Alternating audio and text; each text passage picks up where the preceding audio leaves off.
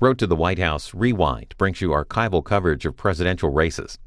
Coming up next, we'll show you a program produced for the 1972 campaign of Democratic nominee and South Dakota Senator George McGovern. Aired on national television on the eve of the general election.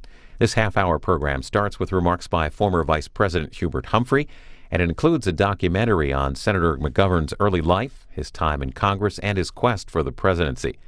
George McGovern lost the 1972 general election to incumbent President Richard Nixon, with Mr. Nixon winning the popular vote 61 to 38%.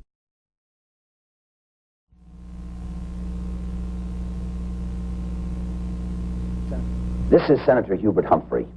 Since 1945, when I was elected mayor of my city of Minneapolis, I've worked to serve my party and my country.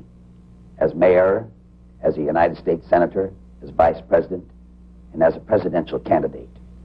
I have felt a deep identity with the people of this country, and I've always held to my firm belief that the Democratic Party was the party that could best serve the people. Now, perhaps you voted for Mr. Nixon in 1968. Looking back, would you have voted for him had you known that inflation and unemployment would both get worse? That you would be forgotten while Mr. Nixon conducted his government of, by, and for the big corporations, the big money, and the Republican campaign contributors? Or that there was no real secret plan for peace? Mr. Nixon and the Republican Party believe they will have another 4 years in office. Mr. Nixon has not campaigned, but has stayed inside the White House while public relations men and his $40 million campaign fund do his work for him again. As in 1968, he refuses to debate his opponent. Mr. Nixon wants to be reelected without ever facing either George McGovern or the American people. Mr. Nixon is taking the American people for granted. That is unforgivable. Now, I've known George and Eleanor McGovern for many years. When George McGovern first came to the Congress, well, they moved next door to Muriel and me in Washington. Our children have grown up together. I've known Sarge and Eunice Shriver since the days we worked with President Kennedy to create the Peace Corps, and since we worked with President Johnson to win the war on poverty. I know them, and I trust them.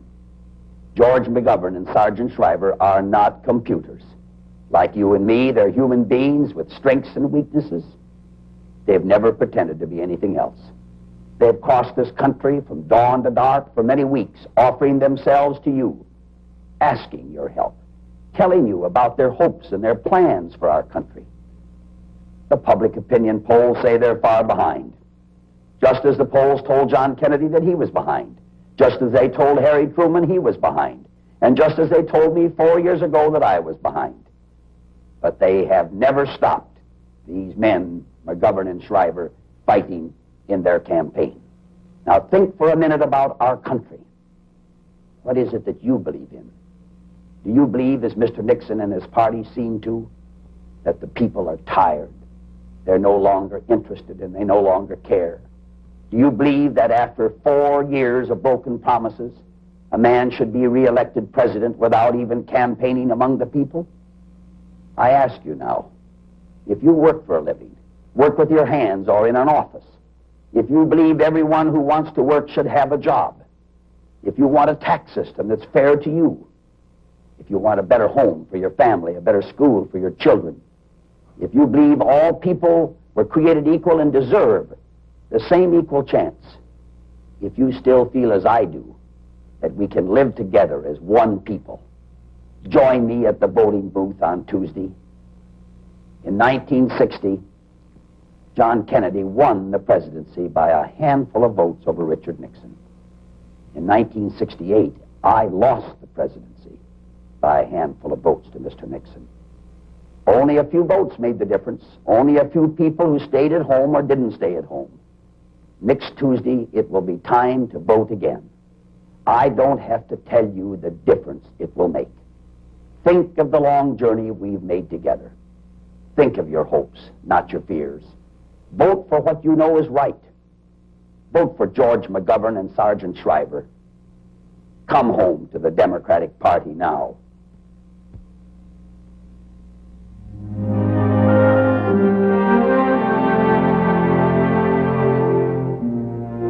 It had been an unpredictable year, a year of floods and drought. But on the prairie, the harvest had been good. And as the seasons changed, for a moment the troubled air of the cities was clear. For some, it was a time of their labor's end, but for others, it was just beginning.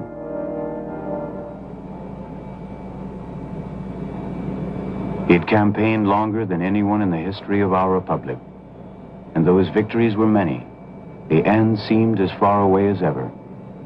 But in the fall of '72, things were different, for he spoke now for more than just himself.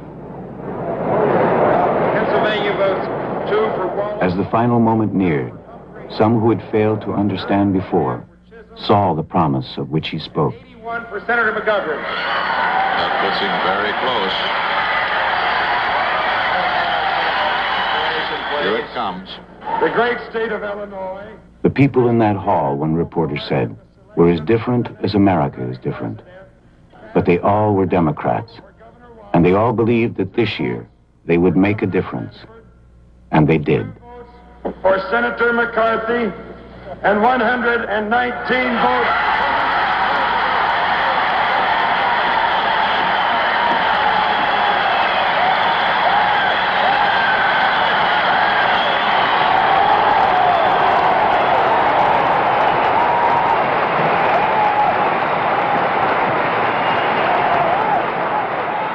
It was almost dawn when he finally spoke, and the experts said no politician would have planned it this way.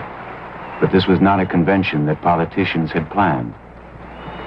Join with me in this campaign, and together we will call America home to the ideals that nourished us from the very beginning. Come home to the affirmation that we have a dream. Come home to the conviction that we can move our country forward. Come home to the belief that we can seek a newer world.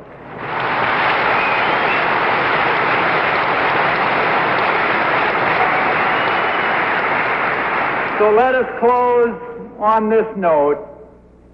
May God grant each one of us the wisdom to cherish this good land and to meet the great challenge that beckons us home. And now is the time to meet that challenge. Good night and Godspeed to you all. If there was joy in their parting, it was not to last, for unexpected events were soon to intervene. And perhaps now, more than ever, those who did not know him had a right to ask, who was he, and from where had he come? He was christened George Stanley McGovern, birthplace Avon, South Dakota. He grew up in Mitchell, started school there. But the more important lessons were learned at home. From his mother, a gentle spirit, and from his father, Christian principles and hard work.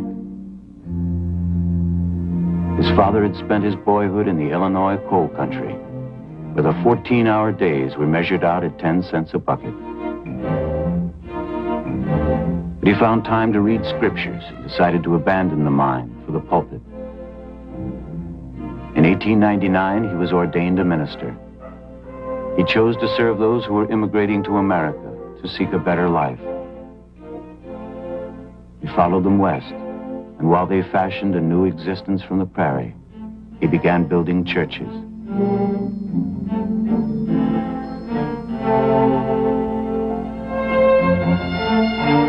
Reverend McGovern built his last church in Mitchell when George was 5.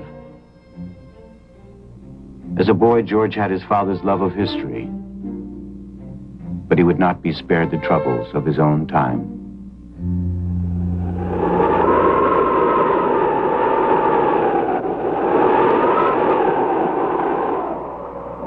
The memory of seeing strong men weep, of what they'd suffered, would remain with him all his life. And he talked about it often to his old friend, historian Leonard Jenowan, I can remember him talking about the hardships of the children in the community in which he lived as a boy, and how it seemed that people were fine people and yet were so oppressed economically. I think this struck him personally. Things shouldn't be the way they are. People should be able to live better than they were living. I remember these conversations. There is a closeness, perhaps, to the soil. If you are close to the soil, if you're close to the rivers and the rocks and the mountains and the peaks, if you have worked with your hands with the people who have gone through the problems that the people went through in the middle border, if you are at all a sensitive person, and George is a sensitive person, then you develop a feeling for this heritage, and I think this impels you. This somewhat motivates you. At Mitchell High, George was a good student and a top debater. It was a time for searching conversation and a few youthful attractions, like the Stegerberg twins from Woonsocket, Isla and Eleanor. It was Eleanor he decided to marry, but the year was 1941.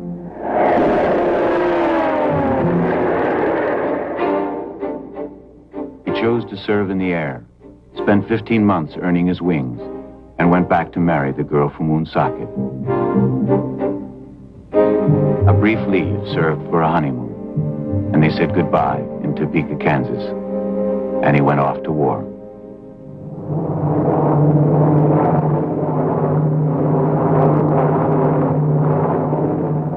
His unit was the 445th Bomb Group, 15th Air Force, flying B-24s out of Foggia, Italy. Their targets were the oil refineries and munition plants of Nazi Germany.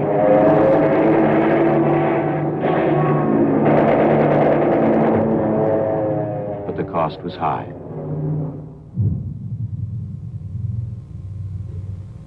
Only half his comrades were to survive. But those who did would remember how it was. Men like waist gunner Bill McAfee. We had just dropped our bombs over Brux, Germany. Number 2 engine was hit, and then we had trouble with number 3. We had a fire in number 3 engine. We had to try and feather the prop, but it wouldn't feather. At this time, we were over the Adriatic, and we were prepared to ditch. And then the navigator spotted a fighter landing strip in Yugoslavia, but it was awfully short. But rather than take a chance on ditching, George chose to go in there anyway for the safety of the crew.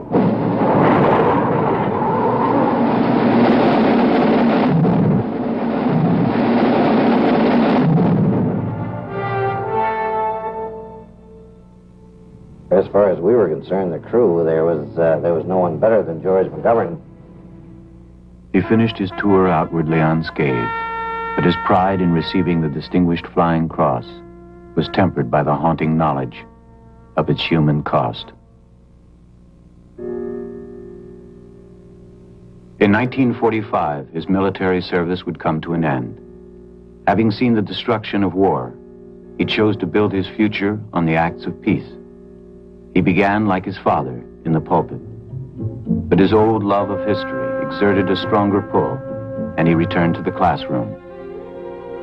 Eleanor, of course, went along, and by now there were a couple of new mouths to feed. The rooming house they lived in still stands, 710 Crock Street in Evanston. One of George's friends recalled later that on the GI Bill, on $30 a week, they all had to skimp and save pennies. It was not, Eleanor said, an ideal place for raising 2 small children. But we were young, and our friends all shared the same low budgets and high hopes. George had begun his studies with an eye to teaching, but his interest in politics was beginning to come to the front. His studies brought him a deepening sense of history and the legacy men of principle had left. Fellow student Bill Towner recalls the McGovern of that time. I think that the series of decisions he made after getting out of World War II and being sickened by the bombing and the slaughter were all linked to his desire to provide the kind of leadership which he recognized had to be a kind of moral leadership. I think that gave him a purpose, a direction, and led him, first of all, into the ministry, secondly, into history, and thirdly, into politics. His journey into politics began with what many said was an impossible task, for he set out alone to build a Democratic Party in the most Republican state in the Union. Week after week, he traveled his state in a borrowed Chevrolet, sometimes driving 100 miles to convince one person that his was the party of change. And though his critics said he was headed nowhere, by 1956, he had a different destination in mind. He became the first Democratic congressman from his state in 20 years. And he went to work in a way that won him respect in Washington and re-election at home. Then in 1961, he was called to serve at the side of a new president with a new idea: food for peace. Hunger is the companion of communism, said George McGovern. So he organized Food for Peace as a war against hunger. He saw America's agricultural abundance was freedom's first line of defense. For 18 months, their fight for life was his fight, and his victories, even his small ones, were full of satisfaction. By 1962, he could report to the president that the real power of America was her productivity and its ability to bring hope and an end to suffering abroad. He invited the young president from Massachusetts to come home with him, to see the promise for himself. Governor Guy, recently my associate at the White House, George McGovern, ladies and gentlemen. These dams, these great projects, frequently are statistics to those of us who work in the nation's capital. And I must say that I am heartened to come out here and talk to the distinguished engineer in charge and be informed by him that this has cost $25 million less than was estimated 8 years ago, and that stands as some kind of a record in the United States today. We're going to take him back to Washington and put him in charge of the whole operation. By the end of this century, we're going to have 300 million people and a $2 trillion national income and a great responsibility as the food basket of a world which will double its population in the next 40 years. Let us develop the resources of our land, build up all its great institutions, and see whether we, in our time and generation, may not perform something worthy to be remembered.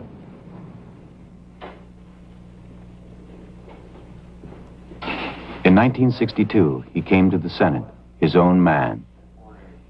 A senator, he said, should always follow the dictates of his conscience, regardless of the popularity of his stand. His manner won him the respect of his colleagues, both of another generation and another party. His quiet and reasoned voice came to be valued by those in power. The first unit of the Hawaii irrigation project. His colleagues came to know what his constituents already knew, that he was a man of principle, whose word and judgment could be trusted. Of all the men in the United States Senate, said Robert Kennedy, George McGovern does things in the most decent way. We have the favorable report. They were good times, Eleanor would remember. The children were old enough to share the excitement of our life. We were happy and together. But the quiet they knew now was not to last. For events in another place were preparing to intervene. 10 years ago, he would write, "We are making a mistake, the most tragic diplomatic and moral mistake of our history." The year was 1963.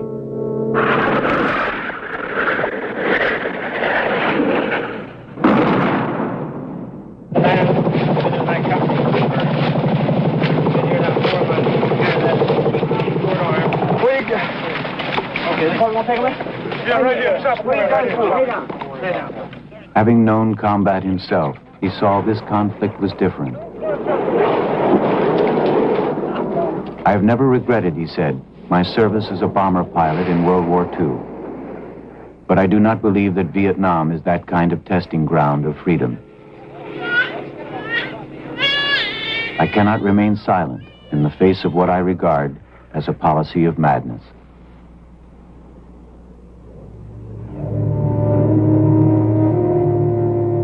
Though his words were heard, they were not heeded.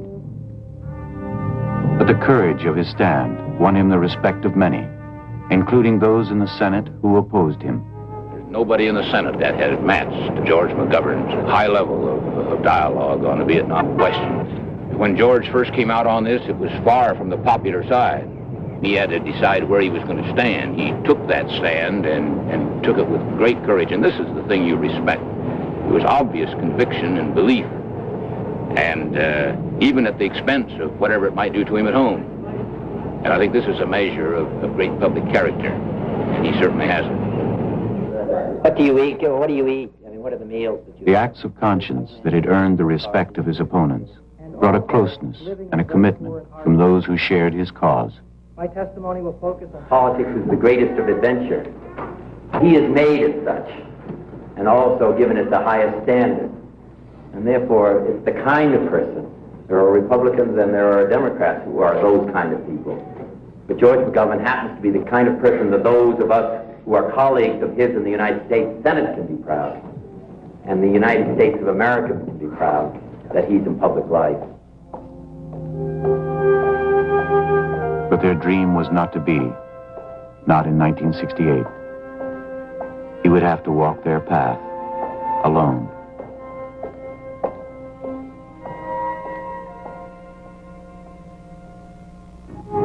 Everywhere he traveled, he saw people felt their government no longer cared, even to end the hunger of a child.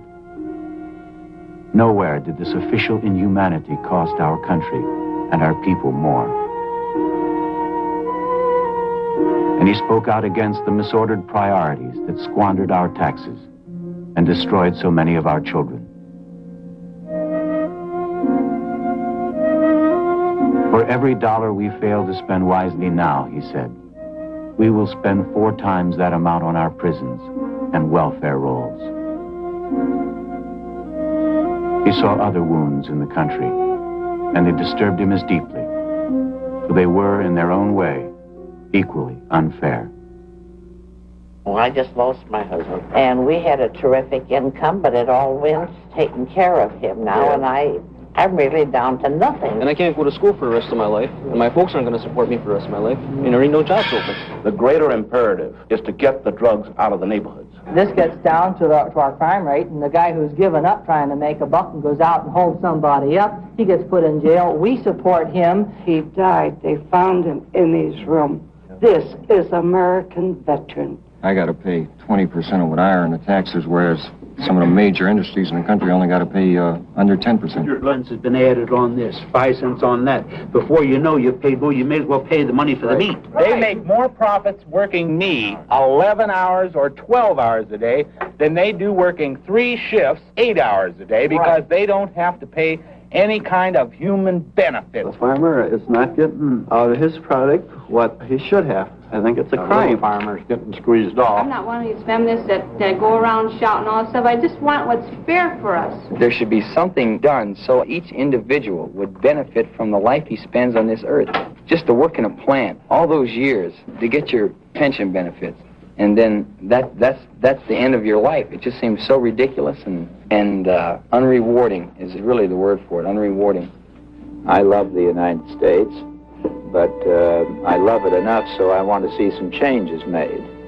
The American people want to believe in their government, want to believe in their country, and I'd like to be one of those that provides the kind of leadership that would help restore that kind of faith. I don't say I can do it alone, of course I can't, but the president can help set a new tone in this country. He can help raise the vision and the faith and the hope of the American people, and that's what I'd like to try to do. I'd like to get a president that we can believe in. I now seek the presidency as a public servant whose career has been... His announcement, a year before everyone else, was not, in the words of one reporter, a prospect that brought fear to the hearts of the opposition. But perhaps what George McGovern was saying that day was heard more clearly in other rooms, in other places. They were, in the most part, unpaid volunteers, determined in 1972 to make the process work. In a time when elections depended on the secret contributions of a few, his campaign would be financed in a different way. We don't have special interests contributing to the McGovern campaign. The money has come in contributions of $5, $10, $15. One man wrote a letter and said, we'll eat bologna and hot dogs for a while in order to contribute another $5 a month to the campaign. Now, that kind of support makes a candidate feel that he has a real obligation to the people. 50 up another, we sent 100 more. He often walked the campaign trail alone, little known by the voters, and often ignored by the press. Slowly, even the national press sensed that something was happening, something new in American politics. They began to listen to this man. He was on the move.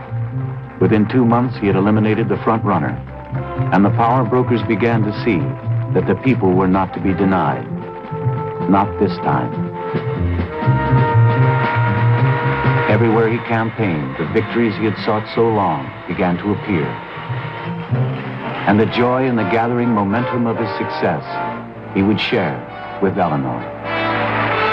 The triumph that surrounded him now was hers as well, for they had made this journey of 30 years together. And perhaps he would find, in the memory of their path, a way out of the wilderness for us all.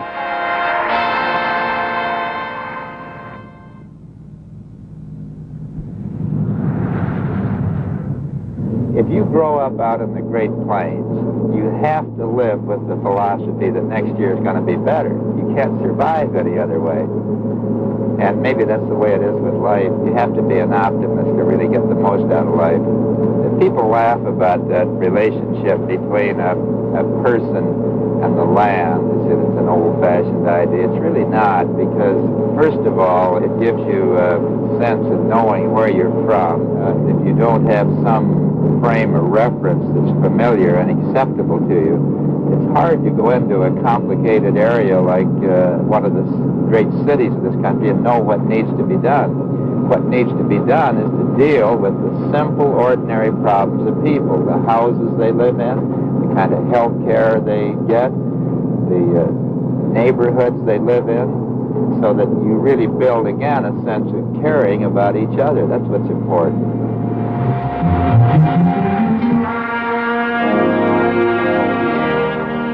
This country was conceived by men who had a dream of human dignity and justice and concern for each other. And if we begin now to match our policies with our ideals, then I believe it is yet possible that we will come to admire this country not simply because we were born here, but because of the kind of great and good land that you and I want it to be, and that together we have made it. That is my hope. That is my reason for seeking the presidency of the United States.